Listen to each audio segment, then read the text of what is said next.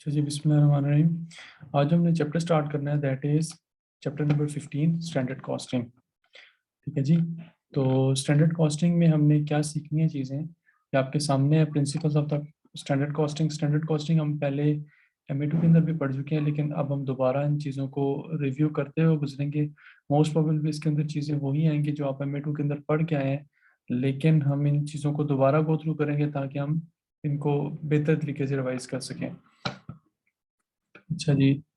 Again हमने पहले ये पढ़ा था ना, स्टैंडर्ड कॉस्ट मार्जिनल कॉस्टिंग में क्या होती है और एब्जॉर्प्शन कॉस्टिंग में क्या होती है, क्योंकि आपको याद होगा मार्जिनल कॉस्टिंग के अंदर हम इन्वेंट्री को सिर्फ वेरिएबल कॉस्ट पे वैल्यू करते थे, जबकि फिक्स्ड कॉस्ट को हम हिस्सा बनाते थे एब्जॉर्प्शन कॉस्टिंग। तो दोनों का standard cost per unit different होता है। मार्जिनल कॉस्टिंग में आप ओवर जो वैल्यूएशन कर रहे होते हैं वो सिर्फ कर रहे होते हैं ओवर वेरिएबल कॉस्ट, जबकि एब्जॉर्प्शन कॉस्टिंग के अंदर आप वेरिएबल और फिक्स दोनों के ऊपर वैल्यू कर रहे थे जो प्रोडक्शन से रिलेट कर रही होती है।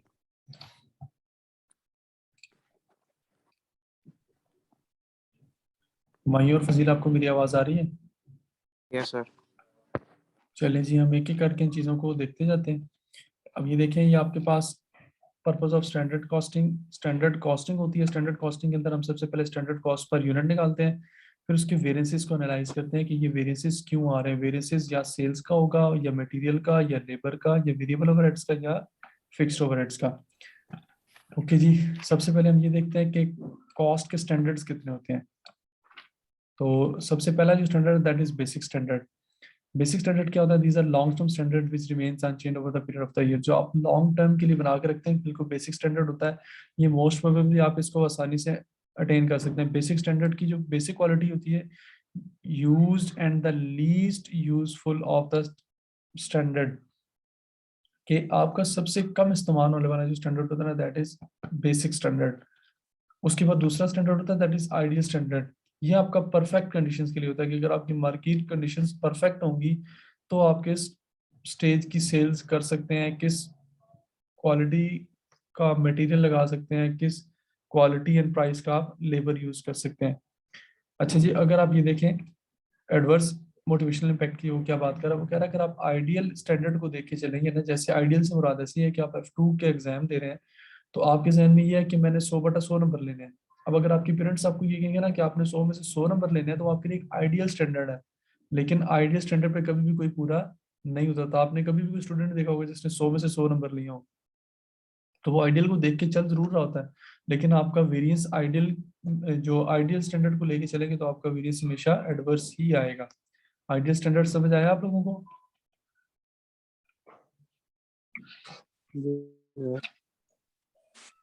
दूसरा जी, अटेनेबल स्टैंडर्ड।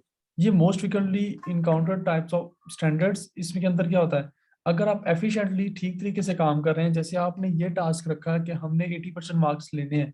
अब 80% is a quite attainable standard. आप अगर अच्छे तरीके से मेहनत करें और एफिशिएंटली काम करें तो आप 80% के स्टैंडर्ड को मीट कर सकते हैं। तो 80% will be your attainable standard. लेकिन आप किसी को ये कहें कि आप 100% पे मुझे काम करके दें, तो वो उसके लिए एक आइडियल स्टैंडर्ड होगा, वो उसको मीट नहीं कर सकेगा।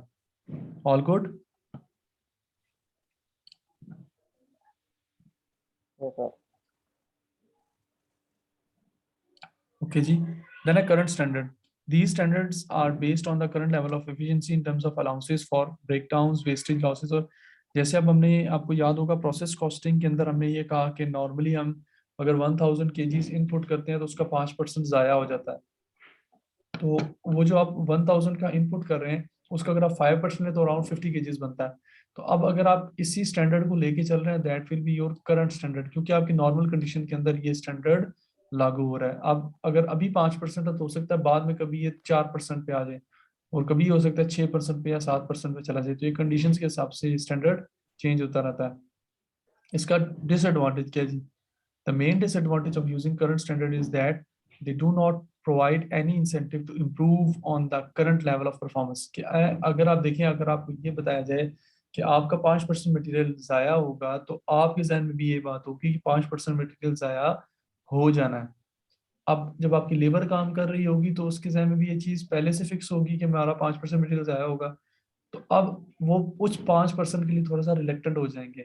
अगर वो 5% ज़ाया हो रहा हुआ और उसे वो बचा सकते हुए तो हो सकता है वो उसको बचाने की कोशिश ना करें। आपकी करंट स्टैंडर्ड जो है ना, करंट स्टैंडर्ड की वजह से आपकी जो करंट कंडीशन है उसके अंदर इंप्रूवमेंट नहीं आ रही होती। आप कह रहे हो तो ऐसे काम हो रहा है तो बस इसको ऐसे ही चलने दें।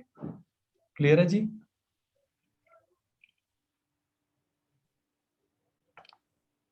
समझ आ रही है सबको? आ रही है। आ रही सर। चलें जी, standard yes cost sir. Per unit. Naseeb Khan कैसे हो?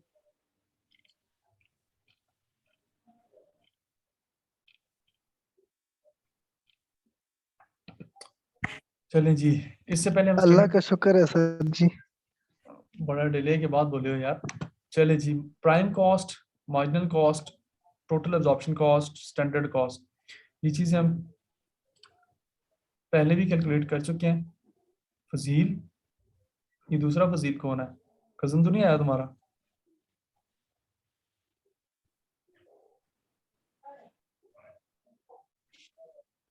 नो सर, मैं तो एक ही हूँ हसीब। नहीं नहीं, फजील के नाम से दो आईडीज आ रही हैं। चलें जी, फर्दर हम देखते हैं। ये कॉस्टिंग हम पहले कैलकुलेट कर चुके हैं बहुत दफा, ये आप आसानी फजील से का कैलकुलेट तो कर सकते हैं। प्राइम कॉस्ट क्या होती है, मार्जिनल कॉस्ट में वही मैंने भी आपके साथ डिस्कस किया था कि वेरिएबल कॉस्ट ऑफ प्रोडक्शन को प्राइम मार्जिनल कॉस्ट कहते हैं। टोटल प्रोडक्शन कॉस्ट के अंदर आपकी फिक्स प्रोडक्शन कॉस्ट भी आ रही होती है। अगर उसमें आप नॉन प्रोडक्शन ओवरहेड्स ऐड कर दें तो आपके पास टोटल स्टैंडर्ड कॉस्ट आ जाती है, जिसको टोटल कॉस्ट भी आप बोलते हैं। These are quite easy things, इसको आप आसानी से रिव्यू कर सकते हैं। हमारा मेन टॉपिक है that is variance analysis. Variance के अंदर हम ये देखते हैं कि हमारी अगर सेल्स की टोटल वैल्यू में फर्क आ रहा है तो वो किस वजह से आ रहा होगा। अगर रॉ मटेरियल के वेरिएंस आ रहे हैं तो किस वजह से आ रहे हैं, लेबर के, वेरिएबल ओवरहेड्स के या फिक्स्ड ओवरहेड्स के। इंडिविजुअली एक एक चीज को लेके चलते हैं, बड़ी आसानी से आपको चीजें समझ आएंगी थी। सबसे पहले आपका सेल्स वेरिएंस।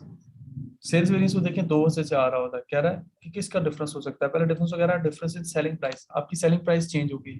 आपने बजट किया था 10 की यूनिट बिकेगी, वो 10 की नहीं बिकी, वो 9.5 की बिकी, वो 10.5 की बिकी, तो आपका वेरिएंस आ रहा होगा। एक वेरिएंस किस वजह से आएगा कि आपकी सेलिंग प्राइस चेंज होगी। दूसरा वेरिएंस किस वजह से आएगा, a difference in sales volume, कि आपका क्या है कि सेल्स वॉल्यूम, आपने ये ज्यूम किया था कि 10,000 यूनिट बिकेंगे, वो एक्चुअली 10,000 नहीं बिके, वो 11,000 बिके या वो 9,000 बिके, तो आपका डेफिनेटली टोटल वॉल्यूम, टोटल आपका सेल्स का वेरिएंस आ रहा होगा। तो इसको हम दूसरा वेरिएंस हम कैलकुलेट करते हैं, that is sales volume variance. चलिए जी, इसको लेके चलते हैं।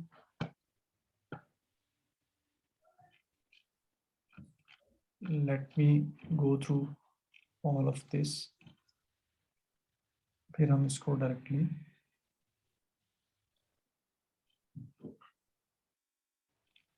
चले जी।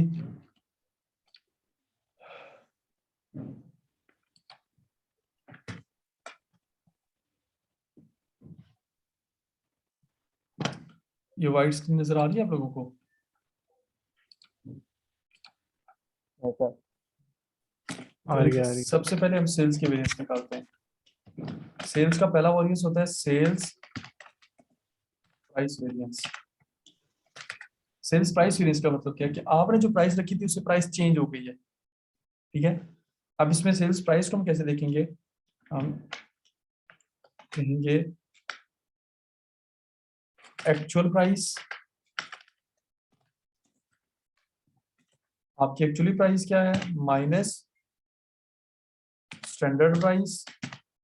एज पर स्टैंडर्ड प्राइस क्या थी, इसको मल्टीप्लाई करवा देंगे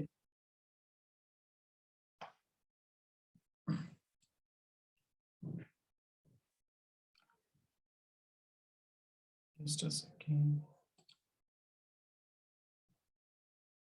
multiply by actual units sold. अब इसकी थोड़ा सा ना आपने वो समझनी है कि देखें, आपने अगर ये कहा था कि एक यूनिट हम बेचेंगे 10 का, ठीक है, एक्चुअली वो बिका 9 का। एक्चुअली वो कितने का बिका, 9 का। आपने स्टैंडर्ड कितने का सेट किया हुआ था, 10 का। तो आपको एक यूनिट के ऊपर कितने का नुकसान हो रहा है,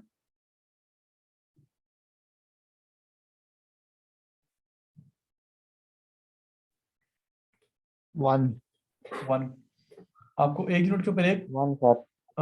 $1 का आपको लॉस हो रहा है या डिफरेंस आ रहा है। अगर हम ये देखना चाहें हमें कितने डॉलर्स का नुकसान हुआ है या लॉस हुआ है, तो एक्चुअली हमने जितने यूनिट्स बेचे हैं, लेट्स सपोज हम ये कहते हैं हमने टोटल 9500 यूनिट्स बेचे हैं, तो हमारा 9500 का एडवर्स वेरिएंस आ रहा होगा।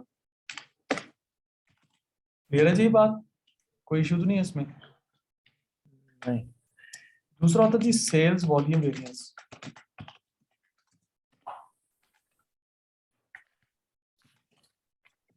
सेल्स वॉल्यूम वेरिएंस में जो चीज हम देखते हैं दैट इज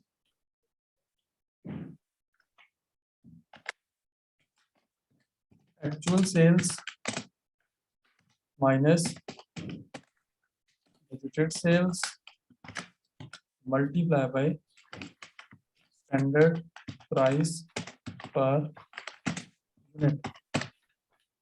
यदि हमने ऊपर बात की, हमने लेट सपोज एक्चुअली जो यूनिट सेल किए हैं वो सेल किया 9500, आपने बजट किया हुआ था 10,000 यूनिट्स का। कितने यूनिट्स का डिफरेंस आ रहा है? 500 यूनिट्स का। 500। और जबकि एक यूनिट की स्टैंडर्ड प्राइस आपने क्या सेट की थी? $10। That is equal to 5000। Favourable या एडवर्स? एडवर्स। एडवर्स, क्योंकि 9500 में सब 10,000 माइनस करेंगे तो 500 नेगेटिव आएगा, उसको 10 से मल्टीप्लाई कराएंगे तो 5000 एडवर्स वेरिएंस। क्लियर होगी बात? तो अगर वो आपसे जी। सेल्स का टोटल वेरिएंस पूछे, सेल्स टोटल वेरिएंस, तो आप क्या कहेंगे? That is equal to 9500 adverse plus 5000 adverse,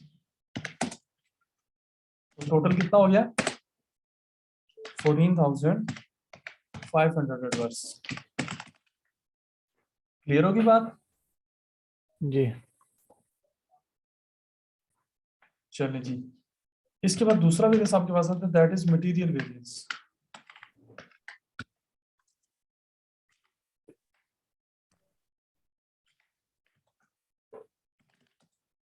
और देखिए मटेरियल की भी वेरिएंस दो वजह से आएंगे। First will be material price variance. ठीक है जी, आपने जो प्राइस अज्यूम की थी वो प्राइस आपको नहीं मिली, तो ये वेरिएंस कैसे निकलेगा? That will be equals to standard price minus actual price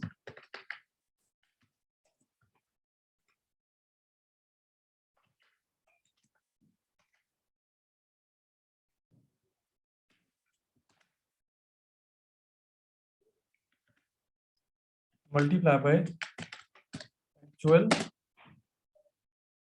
kgs purchase. जितने की चीज आप खरीदेंगे, और ये जो आपकी प्राइस होंगे ना ये भी पर केजी ही होंगी। अगर पर यूनिट होंगी तो वो प्राइस पर आपको जो क्वांटिटी आपने परचेज की होगी वो भी केजीज में ही बताएगा, तो इन दोनों की यूनिट सेम होंगे जी। ठीक है,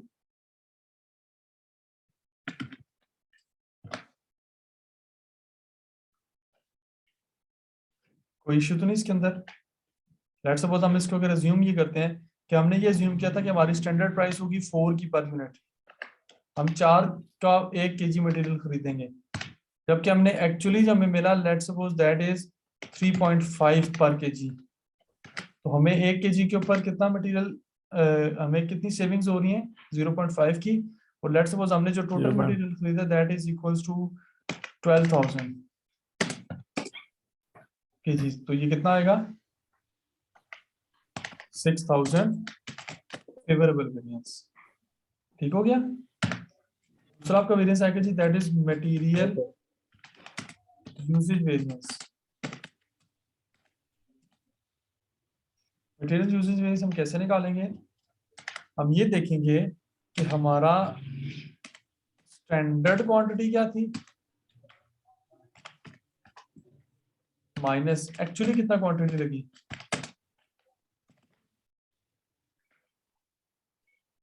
मल्टीप्लाई बाय स्टैंडर्ड प्राइस पर केजी।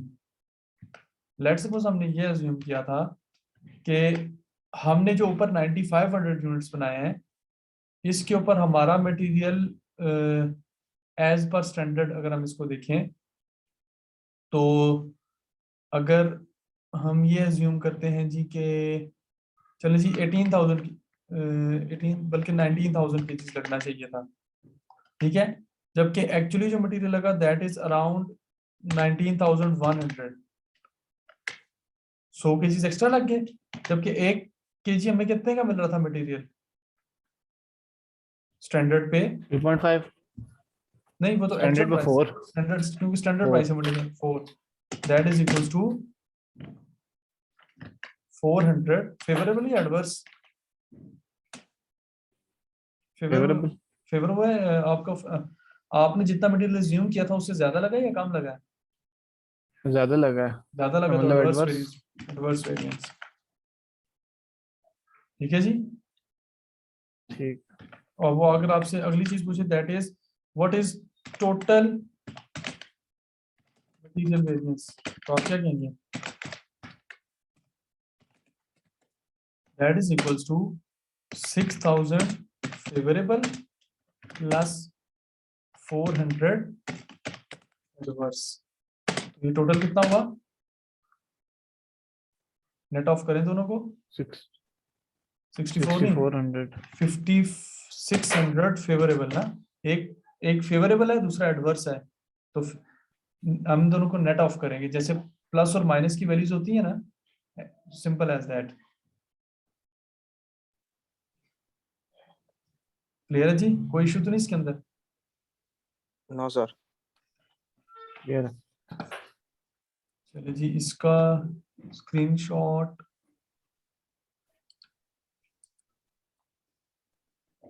चलिए जी, मैंने भी सेव कर लिया। स्क्रीनशॉट लेना तो आप इसका स्क्रीनशॉट ले लें, फिर हम इसको लेके जाते हैं लेबर के ऊपर।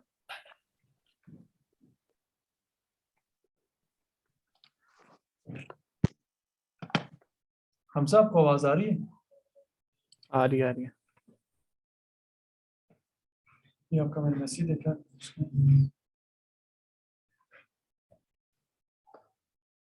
ले लीजिए स्क्रीनशॉट। ले ली। चलिए जी, अब हम चलते हैं लेबर के वेरिएंस के ऊपर।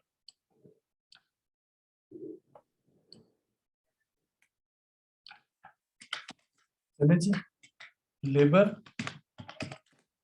वेरिएंस, लेबर वेरिएंस में पहला वेरिएंस क्या आएगा? Labour rate variance. सिंपल चीज कि हमारा रेट का डिफरेंस आ रहा है। अब कैसे देखें? That will be equals to, आपने स्टैंडर्ड रेट को देखना है कि आपने स्टैंडर्ड रेट क्या सेट किया था। स्टैंडर्ड रेट हम पर और लेके चलते हैं, माइनस आपने ये देखना है कि एक्चुअल रेट क्या है जो अभी आपको मिला है एक्चुअली पर आवर का, ठीक है, और इसको मल्टीप्लाई करवा देंगे एक्चुअल आवर्स वर्क। लेबर ने बल्कि सॉरी एक्चुअल आवर्स पेड, कितने घंटों के लिए उन्हें हमने पे किया है। हम ये ज्यूम करते हैं कि हमने स्टैंडर्ड रेट सोचा था कि लेट सपोज होगा 2.5, जबकि एक्चुअली जो लेबर को लेबर ने हमें रेट दिया या हमने जो एक्चुअली लेबर को पे किया दैट इज 2.6, और कितने घंटों के लिए हमने पे किया? अराउंड हमने पे किया जी 5500 आवर्स के लिए। अब यहाँ से देखिए हमारा ये क्या आ रहा होगा, 2.5 minus 2.6 that is equal to 0.1, 0.1 multiply by 5500, तो कितना आएगा ये?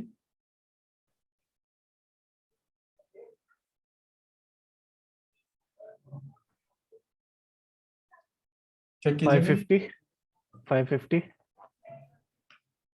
50 550 फेवरेबल या एडवर्स? ये एक्चुअल रेट ज्यादा था ना, ये एडवर्स होगा। बिल्कुल गुड, एडवर्स वेरिएंस। भाइयों आपको समझ आ रही है? Yes sir. Fazil yes sir. चलिए जी, दूसरा है लेबर एफिशिएंसी वेरिएंस।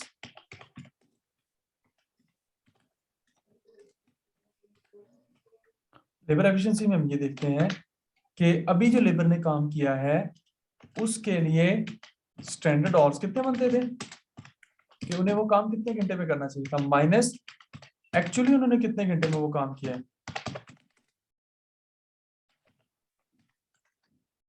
ठीक है, और इसको मल्टीप्लाई करवा देंगे स्टैंडर्ड रेट पर आवर से।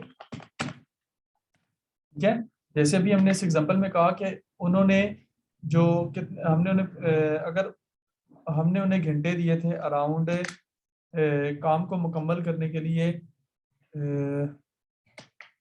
5000 आवर्स, जबकि उन्होंने एक्चुअली जो वो काम किया है that is around 5300 hours.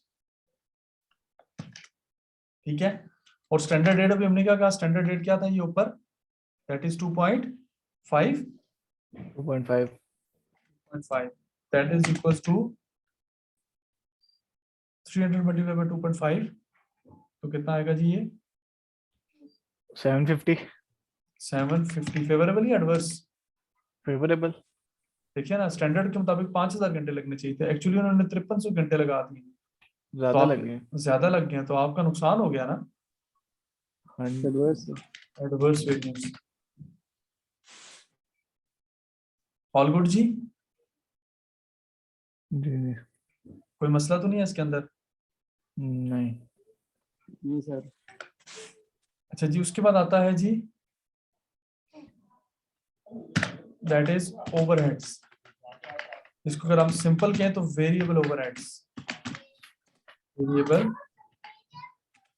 Overheads.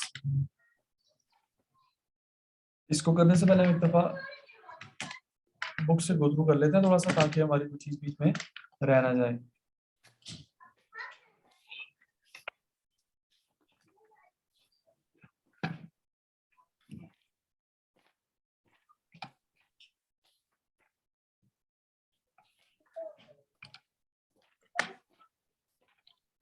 चलें जी, ये देखें, ये मटेरियल का वेरिएंस आप बुक से जब इसको रीड करेंगे तो देखिए ना, एक्चुअल क्वांटिटी बॉट। अच्छा जी, जो मैंने आपको फार्मूलाज दिए ना, अगर आप उनसे करेंगे ना तो ये आपके लिए बड़ा आसानी से कवर हो जाएगा। जब आप बुक से करेंगे ना तो थोड़ा सा आपके लिए डिफिकल्ट होगा। अब मटेरियल वेरिएंस उसमें वो उसने क्या किया कि actual quantity bought multiply by actual price minus actual quantity bought into standard. अब हमने क्या किया था कि हमने जो एक्चुअली केजीज परचेज किया था, अगर आप अपनी स्लाइड के अंदर देखेंगे तो आपको नजर आएगा कि मैंने एक्चुअल क्वांटिटी बॉट को बाहर रखा था, जहाँ पे हमने एक्चुअल क्वांटिटी परचेज जिसको कहा था, ऐसा ही था ना। हमने सिंपली अंदर क्या किया था कि एक्चुअल प्राइस और स्टैंडर्ड प्राइस का डिफरेंस लिया और उसको एक्चुअल क्वांटिटी परचेज से मल्टीप्लाई करवा दिया। ठीक हो गया जी। जी ये आप अगर बुक से इनको करेंगे ना तो ये थोड़ा सा आपके लिए टेक्निकली डिफिकल्ट होगा। तो वो जिस तरह आपको मैंने फार्मूलाज लिखवाए हैं उसको एज इट इज स्लाइड से आपने इसके क्वेश्चंस करने हैं, बड़ी आसानी से आपके क्वेश्चन सॉल्व हो जाएंगे। उसमें हमेशा याद रखिएगा जी, मैं आपको जो फार्मूला लिखवा रहा हूँ वो इस पैटर्न पे लिखवा रहा हूँ कि अगर आपका वैल्यू पॉजिटिव आ रही हुई, ठीक है, तो आपका वो फेवरेबल वेरिएंस होगा, और अगर उसमें वैल्यू नेगेटिव आ रही हुई तो आपने फॉर श्योर कर लेना है कि ये एडवर्स वेरिएंस है। क्लियर? ठीक। आपको ये क्लियर। सोचने की जरूरत नहीं पड़ेगी कि हमारा वेरिएंस फेवरेबल आ रहा है या एडवर्स आ रहा है। मैं सिर्फ आपको उसी पैटर्न के ऊपर फॉर्मूलाज करवा रहा हूँ सारे। ये मटेरियल वेरिएंसेस गुजरे हैं जी। इसके बाद आपके आते हैं जी लेबर के वेरिएंस। देखिए, लेबर रेट वेरिएंस और लेबर एफिशिएंसी वेरिएंस ये भी हम कर चुके हैं।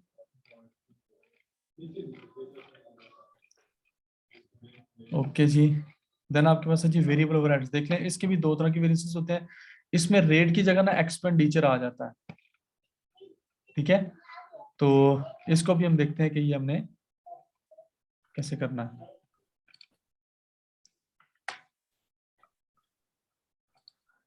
चलिए जी, स्क्रीन सबके सामने है, नजर आ रहा है सबको? जी यस सर। Yes sir. चलिए जी, इसका जो पहला वेरिएंस होता है दैट इज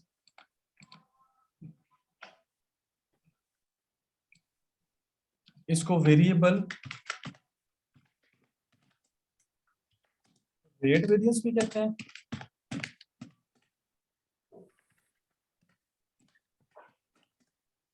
और इसका दूसरा नाम एक्सपेंडिचर वेरिएंस भी होता है। आप इन दोनों नामों को मेमोराइज कर सकते हैं। अच्छा जी, इसमें हम देखते क्या है, इसमें हम सबसे पहले ये देखते हैं, अगेन ये उसी तरह की फार्मूलाज है जिस तरह भी दिखेगा आपके ऊपर पास लेबर के फार्मूलाज है ना, सेम सैलरी के ऊपर याद होगा। क्या आपका स्टैंडर्ड रेट क्या है, स्टैंडर्ड के मुताबिक क्या रेट था, माइनस एक्चुअली क्या रेट आ रहा है। अब देखिए ना, अगर आपका स्टैंडर्ड का रेट ज्यादा था, आपके मुताबिक स्टैंडर्ड का रेट 10 होना चाहिए था, एक्चुअली वो रेट 8 का आ रहा है, तो आपको 1 घंटे के ऊपर $2 बच रहे हैं ना। हाँ जी, ठीक है, तो यहाँ से नजर आ रहा है कि आपकी वैल्यू पॉजिटिव आ रही है तो आपका वेरिएंस फेवरेबल है, और अगर नेगेटिव आएगी तो वेरिएंस नेगेटिव, नेगेटिव होगी तो वेरिएंस एडवर्स होगा। ठीक है, एडवर्स, एडवर्स, ये जो आपके पास आएगा ना जी, आपके स्टैंडर्ड रेट पर आवर होगा, और यहाँ पे एक्चुअल रेट पर आवर होगा, और इसको मल्टीप्लाई करवा देंगे। वहां हमने पहले रेट वेरिएंस से कैसे मल्टीप्लाई करवाया था, एक्चुअल आवर्स पेड से, जबकि यहाँ मल्टीप्लाई करवाएंगे एक्चुअल आवर्स वर्क से। अब ये इसकी टेक्निक समझ लें कि एक्चुअल आवर्स वर्क से क्यों मल्टीप्लाई करवा रहे हैं। आपको पता है कि वेरिएबल ओवरहेड्स कब आते हैं, जब काम हो रहा होता है, अगर काम नहीं हो रहा तो वेरिएबल ओवरहेड्स नहीं आ रहे होते हैं। नहीं, तो ये फॉर्मूला समझ आ गया आपको। आगे, यस सर। ठीक है, इसका दूसरा वेरिएंस होता है कि variable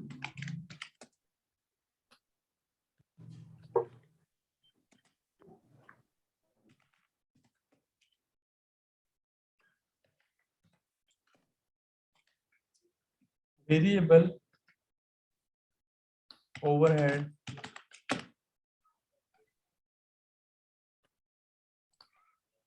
variable overheads efficiency variance.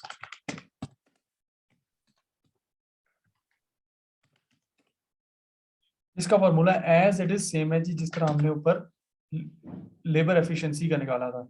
उसके लिए हमने क्या किया था, दैट इज स्टैंडर्ड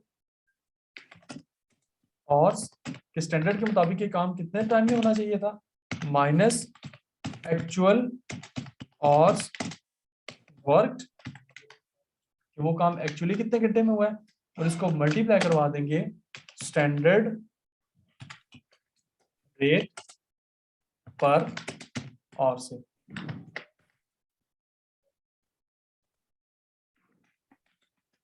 ठीक है जी, हमारे पास स्टैंडर्ड आवर्स होंगे माइनस एक्चुअल आवर्स वर्क, उसको मल्टीप्लाई करवाएंगे किससे, स्टैंडर्ड रेट पर आवर से। और ठीक है, इसके अगर मैं आपको एग्जांपल दूं, तो अगर इसी ऊपर वाले क्वेश्चन में हमने क्या कहा था कि स्टैंडर्ड जो हमारे घंटे बनते हैं वो 5500 बनते हैं,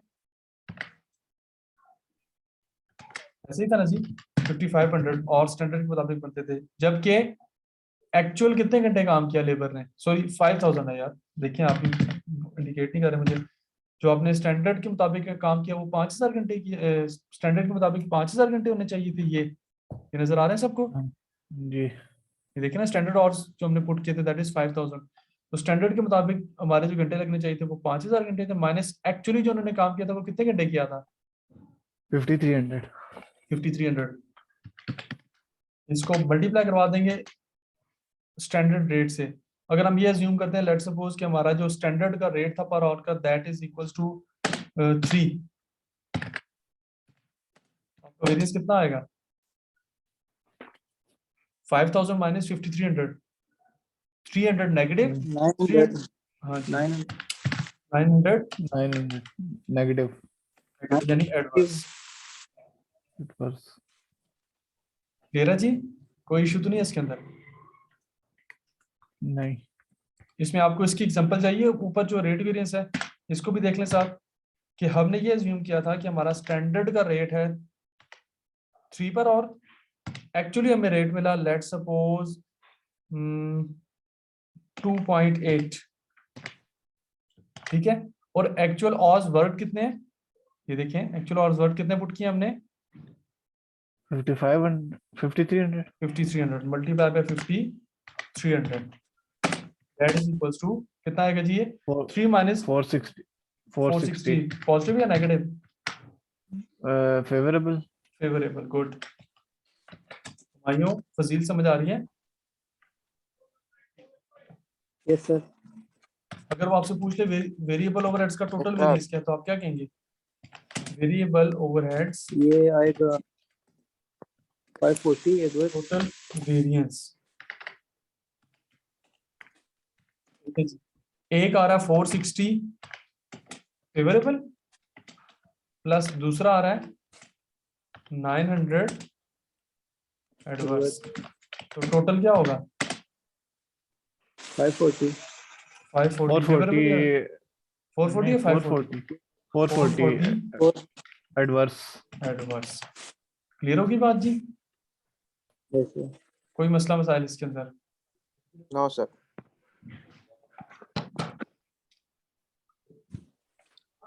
ओके जी, फर्दर ऑन मूव करते हैं। उसका स्क्रीनशॉट ले लिया आपने?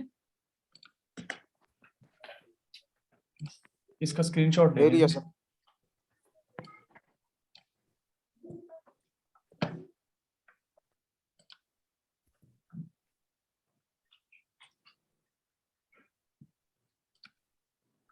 चलिए जी, नेक्स्ट।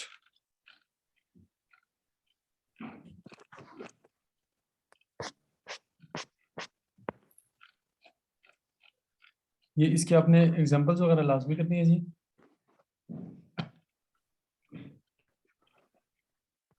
ओके जी, नेक्स्ट है हमारे पास fixed overheads variance in marginal costing system. अब देखें, मार्जिनल कॉस्टिंग के अंदर भी तो ओवरहेड्स का डिफरेंस आ रहा होगा ना। आपने एक्चुअल एक्सपेंडिचर देखना है कि एक्चुअली फिक्स्ड ओवरहेड्स कितने के आए हैं, ठीक है। उसमें से जो आपने बजट किए थे उनको माइनस कर दें। लेट्स सपोज आपने ये अज्यूम किया था कि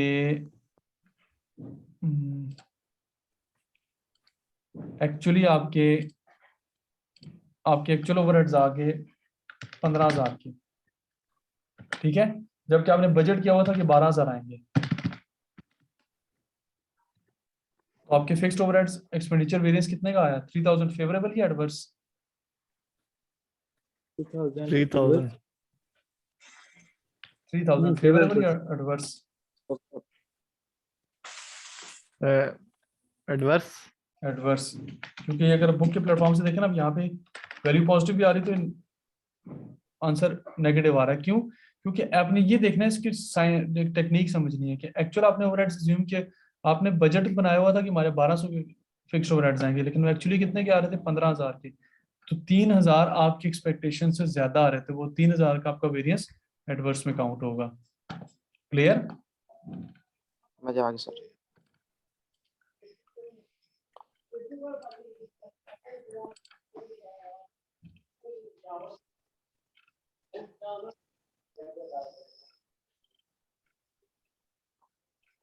अच्छा जी, ये जब आप इसको करेंगे ना एब्जॉर्प्शन कॉस्टिंग के अंदर, तो एब्जॉर्प्शन कॉस्टिंग के अंदर क्या होगा? आपको याद होगा हमने एब्जॉर्ब्ड ओवरहेड्स निकाले थे। एब्जॉर्ब्ड ओवरहेड कैसे निकालते थे? OAR निकालते थे, यस उसको सर। एक्चुअल एक्टिविटी लेवल से मल्टीप्लाई करवाते थे, तो एब्जॉर्ब्ड ओवरहेड्स आ जाते थे, हाँ जी। ठीक है। उसमें से लेस किया बजट एक्सपेंडिचर को। हमारा बजट में कितना एक्सपेंस था, तो ये जो डिफरेंस आएगा ये वेरिएंस की यूनिट्स की वजह से आ रहा है। लेट्स सपोज आपने ये अज्यूम किया था कि आपके बजटेड जो यूनिट्स थे वो 1000 थे, एक्चुअली आपके यूनिट्स हो गए 1100, तो आपके जो यूनिट्स 100 यूनिट्स बढ़े हैं, उसकी वजह से भी तो डिफरेंस आएगा ना ओवरहेड्स में। Yes sir. तो वो जो डिफरेंस होगा उसको हम कहेंगे फिक्स्ड ओवरहेड्स वॉल्यूम वेरिएंस। ये जो ओवरहेड्स का वेरिएंस आया ये वॉल्यूम की वजह से आया है। क्लियर? कोई इशू तो नहीं इसके अंदर? बड़ी सिंपल सी चीज है ये। वैसी है जैसे हमने अंडर या ओवर एब्जॉर्प्शन निकाली थी। वहां पे हमने किसको कंपेयर किया था? वहां पे हमने एब्जॉर्ब्ड ओवरहेड्स को एक्चुअल ओवरहेड से कंपेयर किया था ना, हाँ जी। तो हमारे पास अंडर या ओवर एब्जॉर्प्शन आई थी। लेकिन यहाँ हम एब्जॉर्ब्ड ओवरहेड्स को बजटेड एक्सपेंडिचर से कंपेयर कर रहे हैं, तो हमारे पास फिक्स्ड ओवरहेड्स वॉल्यूम वेरिएंस आ गया कि ये जो ओवरहेड्स का डिफरेंस आ रहा है ये वॉल्यूम की वजह से आ रहा है। क्लियर? क्लियर।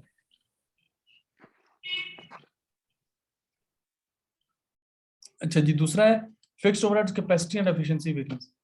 अच्छा जी, अगर कैपेसिटी वेरिएंस की बात करें तो वो कह रहा है एक्चुअल ओवरहेड्स को मल्टीप्लाई, एक्चुअल और जो आपका एक्चुअल एक्टिविटी लेवल है उसको OAR से मल्टीप्लाई करवाओ, ठीक है। एक्चुअल, अब यहाँ देखें जी, यहाँ क्या था हमारे पास? दैट इज एक्चुअल यूनिट्स, जबकि यहाँ बात हो रही है एक्चुअल आवर्स की। एक्चुअल आवर्स को जब आप OAR पर आवर से मल्टीप्लाई करवाते हैं तो आपके पास अब्जॉर्ब्ड ओवरहेड्स आ जाते हैं, उसको आप बजटेड एक्सपेंडिचर से उसका डिफरेंस निकालते हैं, that is fixed overhead capacity variance. कि आपने ये अज्यूम किया था कि एक्चुअली बजट के मुताबिक अगर आपने ये अज्यूम किया था कि आपने 1500 घंटे काम करना है, ठीक है, तो 1500 घंटे काम करना है अगर, तो 1 घंटे का रेट है 10, तो टोटल आपके ओवरहेड्स कितने की हुई है? 15,000। ठीक होगी बात? जी, जबकि एक्चुअल जो आपने घंटे काम किया दैट इज अराउंड 1600, और 1 घंटे का स्टैंडर्ड रेट कितना है? 10।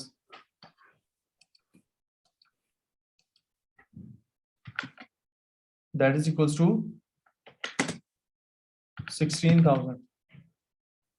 तो ये डिफरेंस आपका कितना आ रहा है? 1000 1000। दैट विल बी फेवरेबल और adverse? adverse. Adverse variance. Clear? Clear.